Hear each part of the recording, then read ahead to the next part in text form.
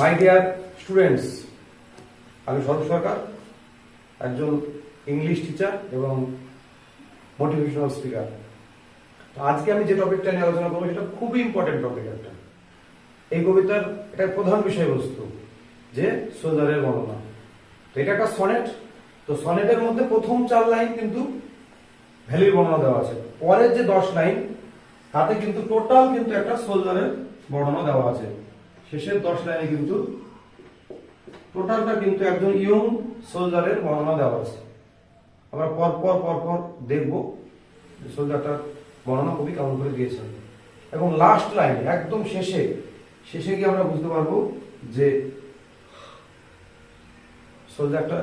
সোলজারটা actually শুয়ে আছে না মারা গেছে ওই সুন্দর ভ্যালিতে। তো চলো শুরু করি। কবিতার নাম অ্যাসলিং ইন দ্য ভ্যালি, কবির নাম আর্থার অ্যাবো। প্রথম 4 লাইনের পর 5 লাইন থেকে একদম শেষ লাইন পর্যন্ত কবি সুন্দরভাবে একটা সোলজারের বর্ণনা দিয়েছেন, যেমন করে কবি দেখেছেন। তো প্রথমে দেওয়া আছে a very young soldier lies open mouth in the valley.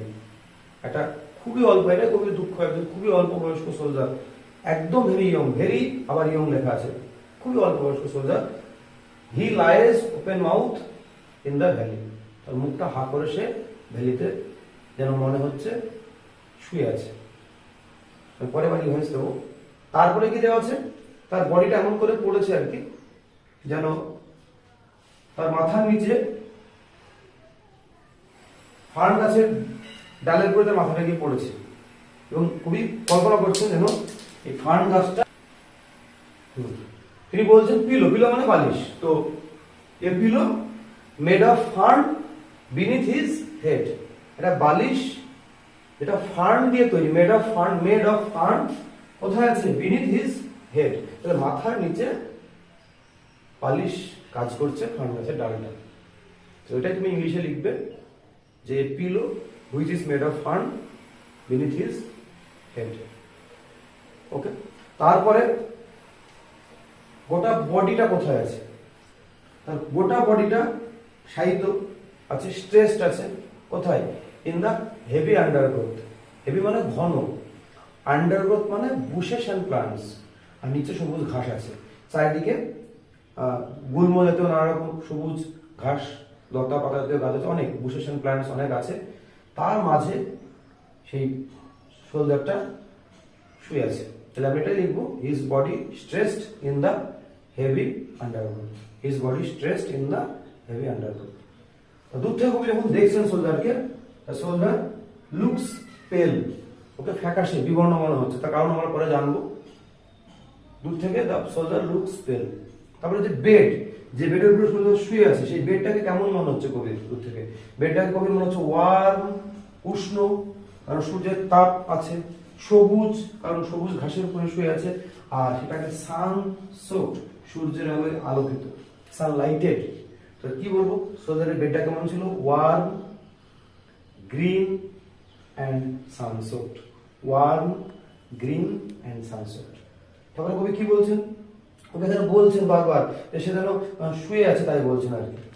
তারপরে কি, হিজ ফিট, পাটা কোথায় আছে, অ্যামং দ্য ফ্লাওয়ার্স, এমন করে সোলজারের বডিটা পড়েছে, পাগুলো আইরনিক্যালি ফুলের মধ্যেই আছে, এবং এটা একটা ইঙ্গিতপূর্ণ ইঙ্গিত আছে এখানে। এই যে ইমেজটা ছবি দেওয়া আছে, এখানে একটা হালকা ইঙ্গিত আছে, কিসের ইঙ্গিত সেটা লাস্টে জানবো। তো তার পাটা যেন ফুলের মধ্যে আছে। এবার হাসি খুব ইম্পর্টেন্ট, এই লাইনটা খুব ইম্পর্টেন্ট, অনেকবার এসেছে আর কি। স্মাইলটা কার সঙ্গে তুলনা করা হয়েছে, soldier smile is compared with the smile of an infant, একটা শিশু, একটা বাচ্চা ছেলের হাসির সঙ্গে সোলজারের হাসির তুলনা করা হয়েছে। Soldier smile is compared with the smile of an infant. হাসিটা কেমন ছিল, হাসিটা ছিল যেমন বাচ্চা ছেলের থাকে, কেমন থাকে বাচ্চা হাসি, জেন্টেল, বইয়ে লেখা আছে উইদাউট গাইড। তো আমরা কি বলবো, জেন্টেল একটা পয়েন্ট, পিওর এবং ইনোসেন্ট, জেন্টেল, পিওর এবং ইনোসেন্ট। কার হাসিটা, বাচ্চা ছেলের হাসিটা। যখন বড় প্রশ্ন হয় তুমি ব্যাখ্যা করে লিখতে হবে যে his smile is like an infant which is gentle, pure and innocent.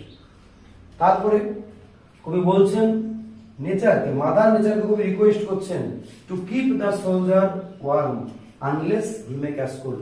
The poet requests mother nature to keep the soldier warm unless he may catch cold. তারপরে ওখানে হমিং ইনসেক্টস আছে অনেক, গুনগুন করা পতঙ্গ। কবি বলছেন যে humming insects do not disturb his rest. এই রেস্ট কিন্তু সিম্বলিক, খুব সিম্বলিক রেস্ট, এটা ইটারনাল রেস্ট।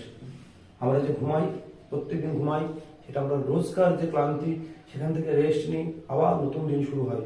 তো এখানে যে কবি রেস্ট নিচ্ছেন, এটা হচ্ছে ইটারনাল রেস্ট, চিরতরে ঘুম। এই ঘুম আর কোনোদিন তো ভাঙবে না। তো এই humming insect do not disturb his rest because the soldier is dead. সে মারা গেছে বলে এই হমিং ইনসেক্টগুলো তার বিশ্রামে ব্যাঘাত ঘটাতে পারবে না।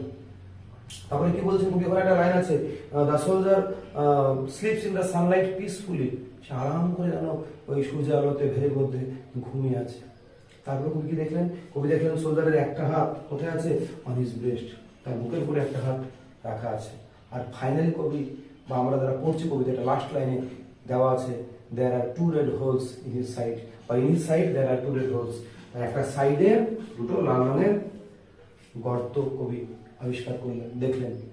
এই টু রেড হোলস মানে bullet wounds marked by blood. এই লাস্টের লাইনটা আমাদেরকে বুঝিয়ে দিল যে সোলজারটা অ্যাকচুয়ালি মারা গেছে। He is a victim of war, he is a casualty of war. এটাই সোলজারের বর্ণনা। স্টেপ বাই স্টেপ তোমাকে বলতে হবে। সোলজার ছিল, আমি ইংলিশে বলছি, তার বাংলায় বলিনি। Lies very young soldier, lies open mouth, pillow made of fern, body stressed in the heavy undergrowth, he looks pale, বেডটা ছিল warm green sunsoaked, feet among the flowers, smile like an infant. আর কেমন ছিল, gentle pure innocent. নেচারকে কবি কি request করলো, to keep the soldier warm. Humming সে disturb করতে পারবে না, কারণ সে মারা গেছে। একটা হাত আছে বুকের উপরে, আর দুটো লাল রঙের গর্ত তার সাইডে আছে, যেটা ইঙ্গিত করছে যে সোলজারটা মারা গেছে। এইটাই আমি একটু বাংলায় বলি। যে সোলজারটার মুখটা ছিল হা অবস্থায়, বালিশ ফান্ডাতে তৈরি ছিল, বডিটা ছিল একটা ঘন ঝোপঝাড়ের মধ্যে, তাকে দেখে বিবর্ণ ফ্যাকাশে মনে হচ্ছিল। তার বেডটা ছিল উষ্ণ সবুজ এবং সূর্যের আলো আলোকিত বিছানা, পাগুলো ছিল ফুলের মধ্যে, হাসি ছিল একটা বাচ্চা ছেলের মতো, একদম বিশুদ্ধ নিষ্পাপ এবং মৃদু হাসি। আর কবি নেচারকে রিকোয়েস্ট করলো সোলজারটাকে উষ্ণ করতে, যাতে তার ঠান্ডা না লাগে। আর গুনগুন করা পতঙ্গগুলো তার বিশ্রামে, তার চিরন্তন বিশ্রাম বা অনন্ত বিশ্রামে ব্যাঘাত ঘটাতে পারবে না, কারণ সে হয়তো মারা গেছে।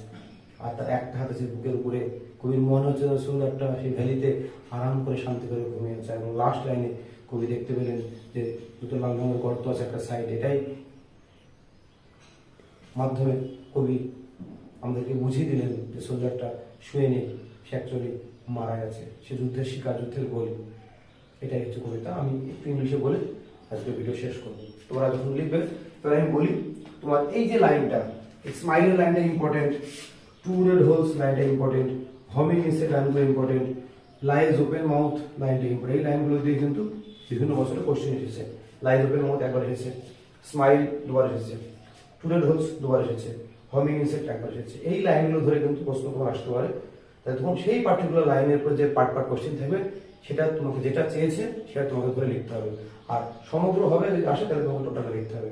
আর এই পার্টিকুলার কোন লাইন ধরে কোনো প্রশ্ন আসে, এইটা এটা এটা বা এটা, তাহলে তোমাকে তার উপরে বেস করে যে প্রশ্ন থাকবে, সেই প্রশ্ন মানে বুঝে তোমাকে টু দি পয়েন্ট অ্যান্সার লিখতে হবে, পার্ট অ্যান্সার, তবে তুমি নম্বর পাবে। আমি একটু জাস্ট বলে শেষ করবো ভিডিও, যে ইংলিশে বলছি, আস্তে আস্তে বলছি, তোমরা ভালো করে মন দিয়ে শুনবে।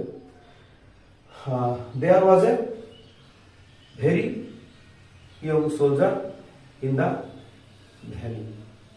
He lies open mouth. A pillow made of fern beneath his head. A pillow made of fern beneath his head. His body stretched in the heavy undergrowth. The soldier looks pale. The poet describes his bed like warm, green and sun-soaked. His bed is warm, green and sun-soaked. His feet, তুমি present টেন্সে লিখতে হলে আর লিখবে, past লিখলে হয়, তুমি যে কোনো একটা টেন্স ফলো করবে, আর অথবা war. His feet are among the flowers. His smile is like an infant. His smile is like an infant, and his smile is gentle, pure, and innocent. Gentle, pure, and innocent, like the smile of an infant. The poet requests nature, Mother Nature, to keep the soldier warm. The poet requests nature to keep the soldier warm unless he may catch cold. Unless he may catch cold. The humming insect do not disturb his rest. The humming insects do not disturb his rest, eternal rest, because he is dead. And the poet thinks the soldier is sleeping in the valley, in the sunlight, peacefully.